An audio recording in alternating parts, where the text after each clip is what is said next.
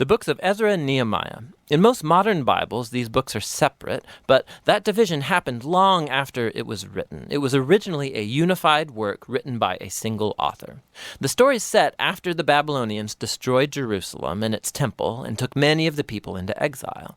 And this book picks up about 50 years later and tells the return of some Israelites to Jerusalem, and then what happened when they rebuilt the city and their lives there. Specifically, the book focuses on three key leaders who led the rebuilding efforts. You have Zerubbabel, then Ezra, and then Nehemiah. And the book's design focuses on the efforts of each leader. Zerubbabel leads a large group of people back to Jerusalem to rebuild the temple.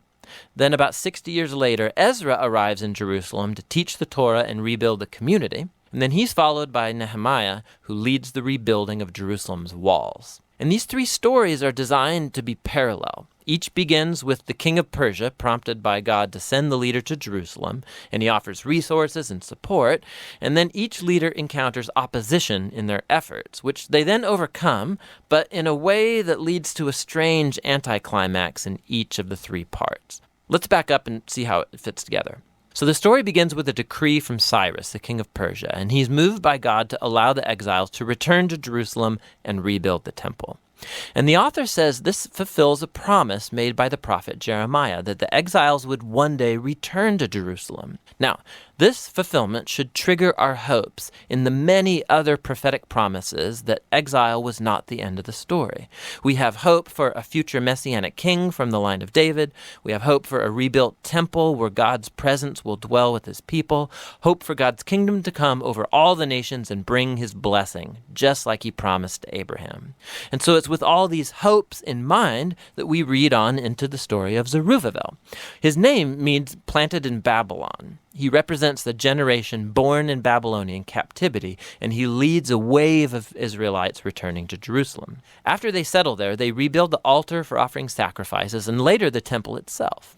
The foundation-laying ceremony, and then the temple's final dedication, these are key moments. The past stories of the tabernacle and temple's dedication should be in our minds. This is when the fiery cloud of God's presence is supposed to descend. He's dwelling with his people, and it doesn't happen. And so while some people are happy about this new temple, the elders who had seen the previous temple of Solomon, they cry out in grief. It is nothing like their glorious past or their hopes for the future. And it's right here that we get the first story of opposition, and it's very odd. So the grandchildren of the Israelites who were not taken into exile, they had been living in Jerusalem all along, they come to offer help with the temple rebuilding. And Zerubbabel refuses. He says, "You have no part in our temple." And this, of course, generates a conflict, which Zerubbabel overcomes, but it's very strange, because the prophets had envisioned that the tribes of Israel would all come together, along with all of the nations, to participate in the worship of the God of Israel when the kingdom finally comes. So this is an anticlimactic moment, to say the least. In the next section, we zoom forward about 60 years and we're introduced to Ezra. He's a leader among the exiled Israelites in Babylon. And he's a Torah scholar and a teacher. And so he gets appointed by Artaxerxes, king of Persia, to lead another wave of people back to Jerusalem. And Ezra wants to bring about spiritual and social renewal among the people. Our hopes are high.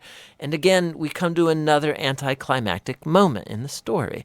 Ezra learns that many of the exiled Israelites that had come back, they had married non-exiles who had been living around Jerusalem. Some of them were non-Israelites, and almost certainly some of them were.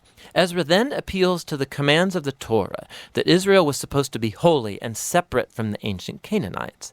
And he then says that the people living around Jerusalem are like the Canaanites. They're going to corrupt the exiles. So Ezra offers a prayer of repentance, and it's very heartfelt. But then he rallies all the leaders and enacts this divorce decree that says all these marriages should be annulled, the women and children sent away. And then the decree is only partially carried out. We're given a list of some of the men who divorced their wives. The story is very strange for a number of reasons. First of all, God never commanded Ezra to do any of this. It was the leaders of Jerusalem who led Ezra to make the decree. Second, the contemporary prophet Malachi, he did say that the exiles should care about purity, but he also said that God was opposed to divorce. And so the mixed results of the decree, this all fits into this pattern of a strange concluding anticlimax. Which leads us to the next section about Nehemiah. He's an Israelite official serving in the Persian government, and when he hears about the ruined state of Jerusalem's walls, he prays and then gets permission from the Persian king Artaxerxes to go and rebuild the walls. The king even gives them an armed escort and all these resources. So after arriving in Jerusalem, he begins the building project, and he too faces opposition from the people who had already been living around Jerusalem. Once again, we face a tension in the story. The contemporary prophet Zechariah said that the new Jerusalem of God's kingdom would be a city without walls, that God's presence would surround it, that people from all nations would come and join the covenant people. But Nehemiah seems to operate with the opposite vision. He informs the people surrounding Jerusalem that they have no part in Jerusalem. And this, of course, provokes them to hostility. And so while Nehemiah carries out his vision for the city with integrity and courage, they have to build the city with armed guards to protect them, we keep wondering, could this whole conflict have been handled differently? And this all leads to the conclusion of the book in two movements, first positive and then negative. Ezra and Nehemiah combine forces to bring about a spiritual renewal among the people. They gather all the exiles together for a festival. They read and teach the Torah to all the people for 7 days. And then they celebrate the ancient Feast of Tabernacles to remember God's faithfulness from the Exodus and the wilderness journeys. Then they offer a confession of their sins. They vow themselves to renew the covenant, follow all the commands of the Torah. And they finish with a great celebration over the temple, the walls of Jerusalem, and we're thinking this could be the turning point, but it's not. The book ends on a huge downer. Nehemiah tours around the city, and he finds that the people have not been fulfilling their covenant vows. So Zerubbabel's work is undone as he finds the temple being neglected and staffed by all these unqualified people. He then discovers that Ezra's work is being compromised. He finds everyone violating the Torah, people are working on the Sabbath, and even his own work on the walls is involved because people are setting up markets around the walls of Jerusalem and working on the Sabbath. So Nehemiah, he goes on a rampage. He's beating people up, he's pulling out their hair, and he's yelling, "Obey the commands of the Torah." And his final words are a prayer that God would remember him, that at least he tried, and the book ends. I mean, it's very strange. But we've been prepared for it, right? These anticlimactic moments have been woven into the book's design intentionally. And so it raises the question, what on earth does this book contribute to the storyline of the Bible?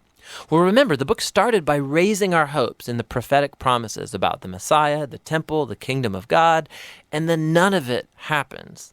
So even though Israel is now back in the land, their spiritual state seems unchanged from before the exile.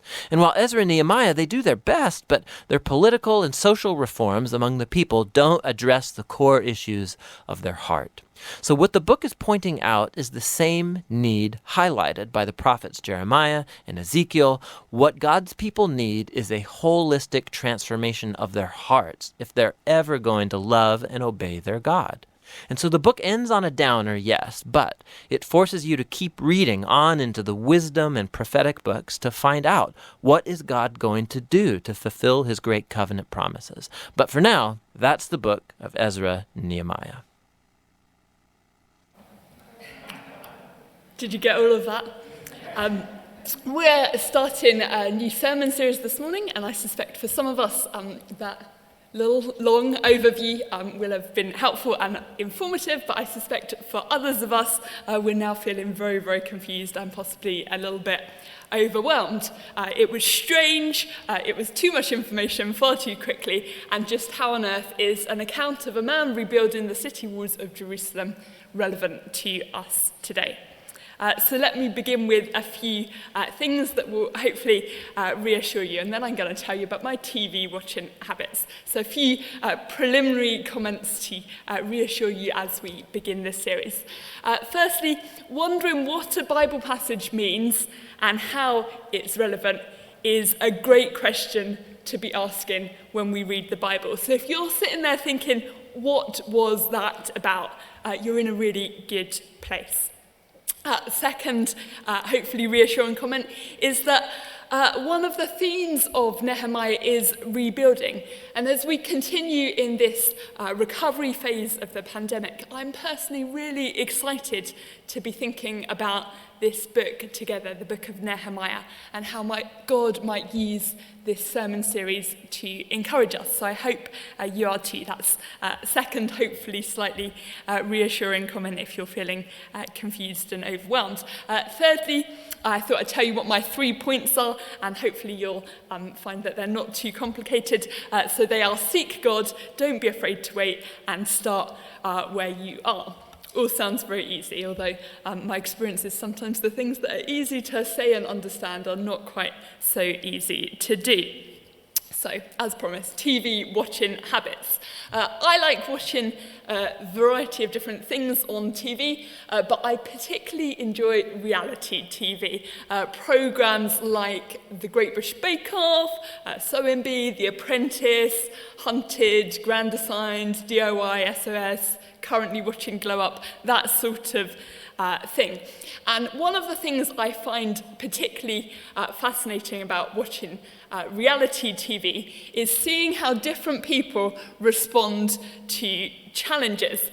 Now, after lots of years of lots of reality TV, I think I've identified 4 main types of response.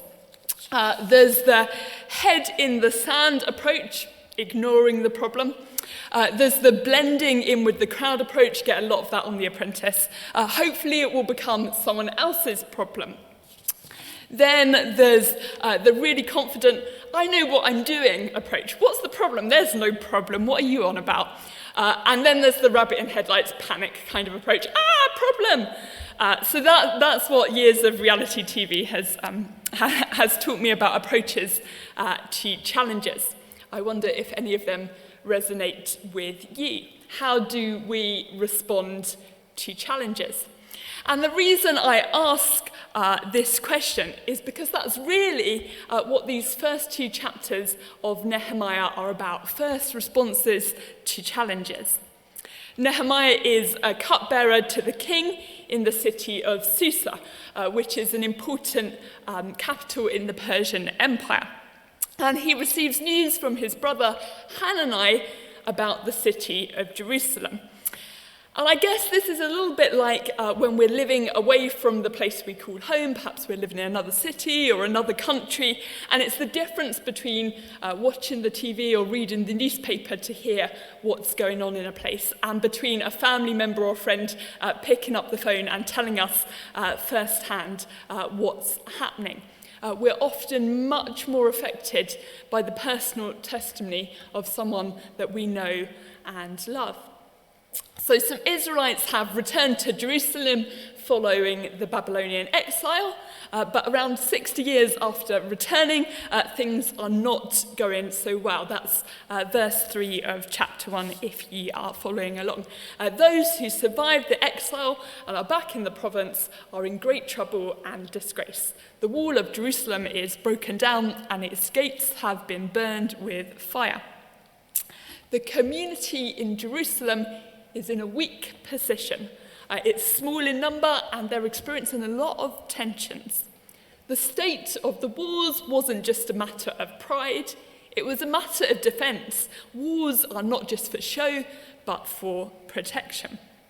How then does Nehemiah respond to this desperate news from home? Verse 4, he sits down, he weeps, and he prays. Nehemiah's first response to hearing the news of how bad things are in Jerusalem is to pray. And what follows in verses 5 to 11 is Nehemiah's prayer to God. Firstly, Nehemiah declares who God is. He is Lord over all things. He's great and awesome and keeps his promises, verse 5. Then Nehemiah confesses how God's people have failed to do what God has said. And there's something that I think is important for us to note here, and that's how Nehemiah includes himself. Verses 6 and 7, do look down if you've got it up on your phone or open in front of you. I confess the sins we Israelites, including myself and my father's family, have committed against you. We have acted. We have not obeyed. Often when there are failings in the church, and we're hearing about a lot of them at the moment, or in our nation, our first thought can be to excuse ourselves.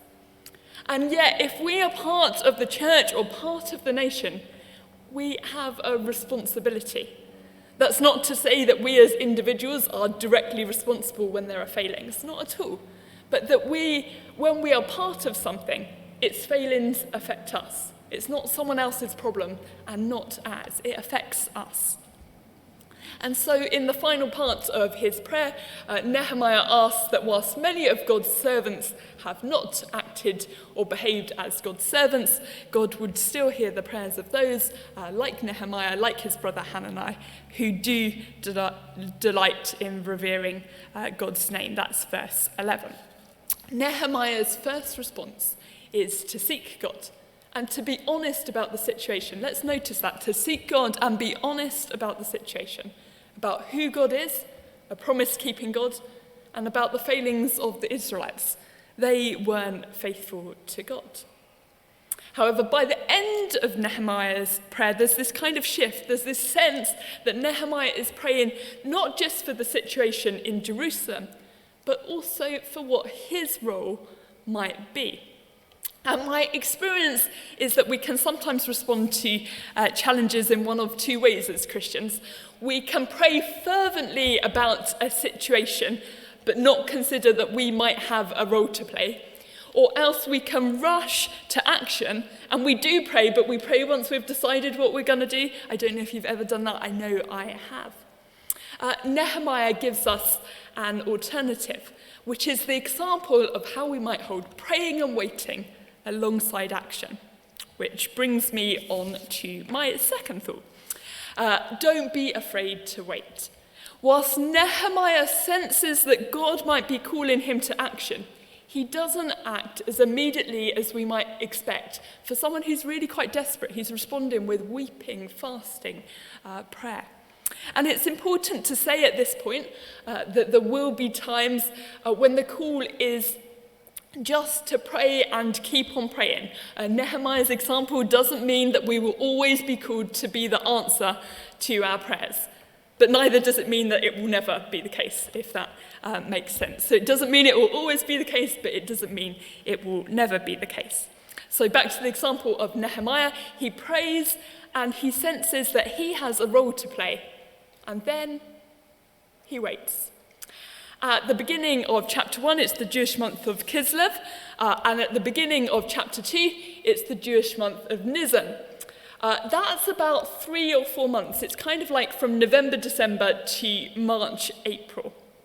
Nehemiah knows the importance of the right timing and also the importance of his relationship with the king. He needs the king's permission and support to go to Jerusalem, but he has no right to ask the king for this. He's the cupbearer, which is an important position. He's an important servant. Serving drinks to the king meant the king that had to have complete trust in you. The whole point of his role was to make sure he didn't get poisoned. So he's got an important role as servant, and he's got the king's trust. But he's still a servant. However, Nehemiah's close relationship with the king could still just help. And it does. Because as a member of the king's staff who is close to the king notices how sad Nehemiah is looking and asks what the problem is. We're in chapter 2 now, verse 2. And Nehemiah prays to God and courageously answers, "The city where my ancestors are buried lies in ruins." That's verse 3. Notice that Nehemiah's response here, when the king asks why are ye so sad, is personal and doesn't mention the city walls. There's a sense that Nehemiah knows that what's important is his relationship with the king. The king's compassion is for Nehemiah rather than for the situation in Jerusalem. I think that's a helpful thing for us to notice. And so the king responds favourably, and Nehemiah gets everything he asks for. You can read about what he asks for in verses 7 to 10, still in chapter 2. So we have Nehemiah praying, waiting, taking action, and then in this passage, praying again and taking action at the same time. Being patient and discerning and courageously seizing the opportunity to ask for the king's support. For Nehemiah, they go together. There's a time for prayer, there's a time for action, there's a time for prayer and action. We see that in verse 8. Because the gracious hand of my God was on me, the king granted my requests. Prayer and action are going together.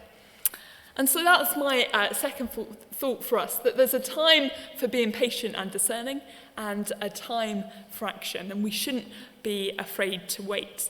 Even when Nehemiah arrives in Jerusalem, if we continue reading through chapter 2, he doesn't rush to start rebuilding the city walls. He stays for 3 days and then he goes out at night with just a few others and he examines the city walls. And he does this before he even tells any of those who are going to be involved in what he has planned, verses 11 to 15. And so that brings me to my third and final thought, which is start where you are. Throughout the whole of these first 2 chapters, Nehemiah takes things a step at a time. He prays and he responds to the situation he finds himself in. Nehemiah spent time thinking about how his role as cupbearer might help him to gain the king's support. He didn't just rush in and ask the king for something because he knew that wouldn't work. He spent time thinking about how his role, how his relationship with the king might help. He doesn't ask the king for what he wants, but instead he waits for the king to notice his sadness. And when the king asks him, he prays and responds. Nehemiah doesn't do the asking first, he waits for the king to ask him. Once he's gained the king's support and gone to Jerusalem, he takes the next step of surveying the city walls. And then, and only then, having done this, he explains to the people his vision to rebuild the wall of Jerusalem. Chapter 2, verses 16 to 18. So Nehemiah takes things a step at a time, seeks God, and starts from the situation he finds himself in. Now, there are probably a number of different themes I could have preached on this morning, but the example of Nehemiah responding to the bad news from Jerusalem by seeking God, not being afraid to wait, and starting from where he is, feels like it really speaks into the season we find ourselves in, as individuals and as a church. We are neither in lockdown nor post-pandemic. Some of us are very eager for our lives to return to some semblance of pre-pandemic normal, and some of us have barely left the house for 15 months. There is anxiety at moving forward too quickly, and there is frustration at moving forward too slowly. There is hope, and there is grief. Mark has spoken a lot about this season as one of being and of listening, of not defaulting to what we did before the pandemic, but instead praying and discerning and making sure we're listening to what God's saying to us now in May 2021, as we pick things up or perhaps lay things down, as we return to something familiar or perhaps go somewhere new. In our church life, we've had the questionnaire and we're hoping we can get some themes out to you from that in the next couple of weeks. We're offering the SHAPE course, thinking about spiritual gifts, and we want to prioritise being in this recovery season, reflecting on what it means to be community here at St Mary Bethany Church, what it means for every person to be an equally valued member of our community. All of us having something to offer and something to receive from one another. And practically in this recovery phase, as we have done throughout the whole of the pandemic, we're going to be starting with what we know we can do and building from there. So I think Nehemiah's example is one we would do well to reflect on, whatever space we find ourselves in, as we continue to navigate this time. The example of a man who seeks God and keeps seeking God, who's not afraid to wait, even when he knows what he wants, and there's really quite a sense of urgency about it. Nehemiah doesn't wait because it doesn't really matter. He waits even though it really matters to him, and there's a sense of urgency. And the example of a man who starts from where he finds himself, and he starts from where he finds himself even though he has a clear vision of the outcome he wants to see. I think sometimes we think you start from where you find yourself when you don't necessarily know where you're going. Nehemiah starts from where he finds himself, even though he knows what he wants. He wants the city wall of Jerusalem to be rebuilt. I think those are themes we would do well to reflect on whatever space we find ourselves in. And I think Sarah's going to help us to continue in reflection now on what those things might mean for us in our lives as individuals and also as a church family.